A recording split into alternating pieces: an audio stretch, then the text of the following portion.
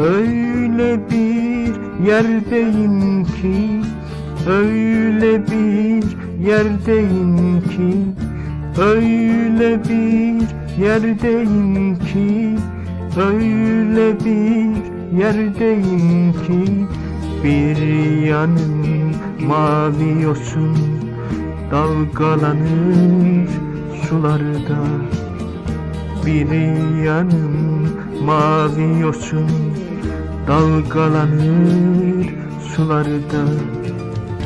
Dostum dostum, güzel dostum, bu ne beter çizgidir bu. Bu ne çıldırtan denge, yaprak döker bir yanımız, bir yanımız bahar bahçe. Dostum dostum, güzel dostum, bu ne beter çizgidir bu. Bu ne çıldırtan denge, yaprak döker bir yanımız, bir yanımız bahar bahçe.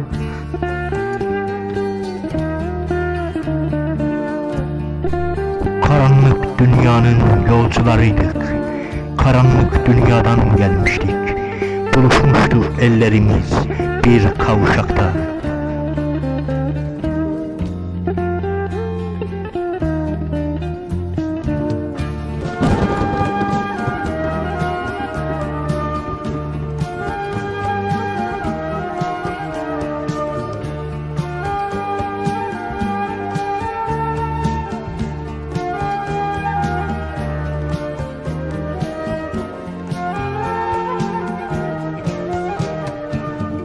Öyle bir yerdeyim ki, öyle bir yerdeyim ki, öyle bir yerdeyim ki, öyle bir yerdeyim ki, bir yanım mavi yosun dalgalanır sularda.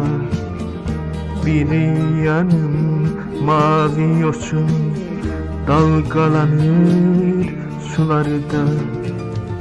Dostum dostum, güzel dostum, bu ne beter çizgidir bu. Bu ne çıldırtan denge, yaprak döker bir yanımız, bir yanımız bahar bahçe.